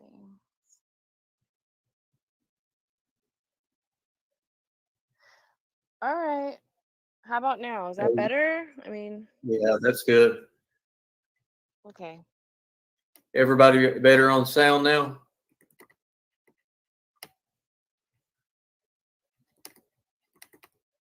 Let me know if they said it's better on sound because I'm not looking at the studio anymore. I'm on our community tab. Says Scott is good, yours not so much. Can hear Scott better than Penny. Okay, can't hear Scott. Turn it up, it's very low. For goodness sake, no one could tell us that it doesn't mean, start until the it's 4-minute up mark. as far as it could go. So Okay, they'll just have to try to turn it up on their end, I guess. got our community tab activated, and it's very unfortunate that this is the first post that we made. I'm gonna read it, and then we're gonna end the live. Now, this is what it says.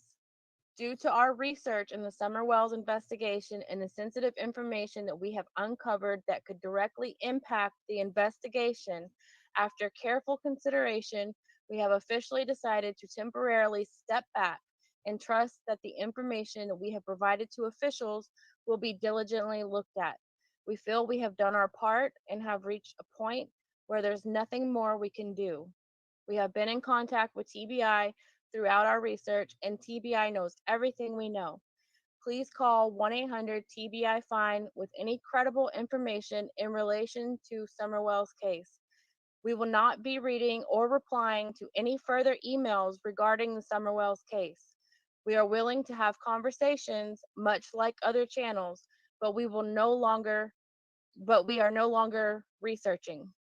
We thank you for supporting us in our efforts to help find Summerwells. We had an unexpected massive growth that caught the attention of the wrong people who may or may not have direct knowledge. If you have been following our videos, you have witnessed the surface level of discoveries made. Why would a small channel like ours be watched so closely? Question everything. You guys can talk to us on the, you know where to find us. All right, we're gonna end it now, Scott. All righty. All right.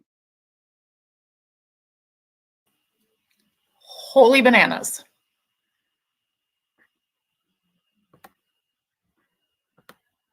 What? So I need to check with Penny on Discord at this time. Mm-hmm. About that information. Yes. So if they're stepping back from this case based on the information that was sent to them, it means that a lot of the information that was covered on that particular channel holder's channel was touching roots to perhaps a lot of what we didn't know. Wow. And that begins to make sense. When I spoke to Scott in his live on that morning, he was explaining things that only made sense because without us knowing the geographical terrain, the geoscope, I call it, and the people that live in those holler areas between the mountains, you know, and identifying a lot of them as to who they are and their culture in that region only says to me that that information is vital to this case to know about the whereabouts of Summer. Oh, man. Because he did mention that you know, there are certain people of ages, and he talked about the age groups in these particular areas in the holler, and a holler is no more than a mountain between two parallel points that run alongside it that have different phone signals, different regions, different cultures in how they conduct themselves. And he brought up an age group where a 13 to a 15-year-old could have a baby. And he was discussing a generational matter on that channel that a lot of us weren't really familiar with. Right. You know, we're taking a look at this as a crime case, but yet he was identifying specific pieces of information, identifying the people surrounding that area that we, you know, should know about. And it was brilliant on his part to leave it vague, not to pinpoint anyone, but just to give us an overview as to what that area consists of concerning the people that live there.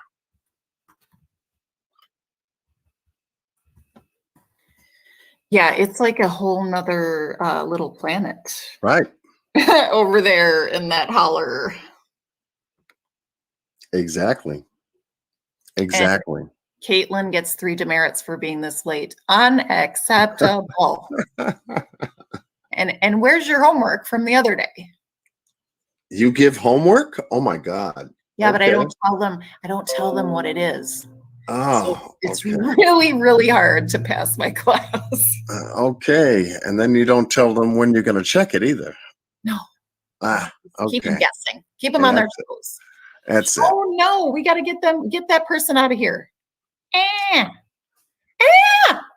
Go away. Okay, I got them. Mm-hmm. Good. We had Good. hot girls and boys video chat. Gross. Okay.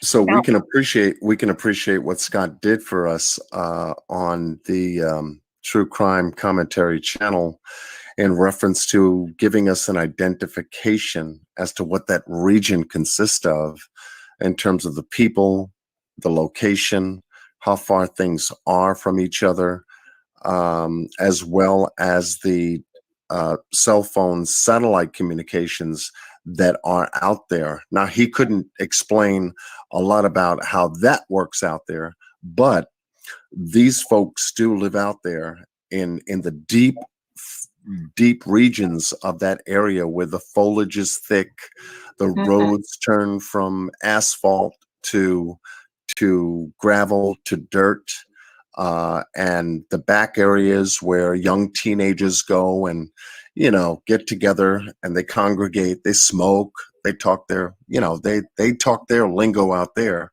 and what's happening between the families and certain other things that are done out there that young teenagers do, both male and female. And so I appreciate his commentary on that, because it broadened my scope to say, okay, I live in New York, where everything is condensed. It's a highly dense population up here. When you go from Brooklyn to Queens to Staten Island to Manhattan or anywhere, Westchester County, etc. But yet down in that region is far different than my region, and so people live differently and behave differently, as well. So that insight really brought some light to my investigation as to what could have possibly happened to Summer around the people that she was surrounded by. Okay. What is? Oh, I had to get that another D bag out of here. I had to take out the trash, Oh, guys. you got trash to take out. Okay. So I did that, and now, okay, you have to watch what True posted on her community page. It's a video about 2 hours long. What? Forward through about 30 to 40 minutes, you'll see the exact time, or the exact same thing that True stated is what is stated there. Okay. So with that said, guys, my mind is about to explode. I need to get some dinner. And I am going to be on another live this evening. So I have to get back into wardrobe and makeup before that. Well, you've done a fabulous job in covering the information on this live to give people a little bit more insight as to, where this case is right now. We pretty much know in its overall, a lot about, what's happening. But the next step, the next major step that we could look forward to is perhaps the arrest of Donald Wells for something else, if they tend to escalate the SA allegations out in Utah and want to extradite him from Tennessee to Utah to face those allegations. That would be the first step of this case starting to break for us, because a lot's going to come out of anything that's said at that point, especially from him. Yes, absolutely. I'm trying, someone just asked me the name of the channel that I'm going on and I can't remember, so I'm looking it up. Oh, It's you're bad. Well, if you can't remember the name of the channel you're going on, girl, you better drop the link. You better find the link, because then you can't get to that channel tonight if you're supposed to go live with them. well, he's gonna send me the link a few minutes beforehand of StreamYard or whatever he's using. But what in the heck? Okay, he told me what it is somewhere. I'm looking at my emails. Somebody asked me. So, well, look, I'll drop it on my community page whenever I find it. Okay. So if y'all want to come over there later, it'll be 10 p.m. Eastern. Okay. Well, at least that's a good, starting point. And hopefully you have a good, hot, home-cooked meal that you ain't cooking and somebody else is cooking for you. That would be great. My mom wouldn't cook for me tonight. She doesn't feel good. So she's fired. Oh, okay. No, I'm going to have to scrounge around for something. Wow. Well, whatever it is you have for dinner, I hope it's a good one, and I know that a prayer is going to be over it, as well as a prayer for this case, the Summer Wells case. And whatever develops later on tonight on that channel that you guys do discuss, I know that it's only going to move us forward. We have more eyes on this case regarding Summer Wells than most of the cases that I have come across, which is good because it's a stepping stone. It's a tool that we can use to jump on any case in the near future that ends up like this, with all the suspicions and all of the, the side stories and the back stories and the front stories and the no stories and the stories that, we're not paying attention to, especially when it comes to TV, because they're not telling us butt stories. This one is the biggest one, I would think, of this year than any of the stories about missing persons cases that I've come across. These chit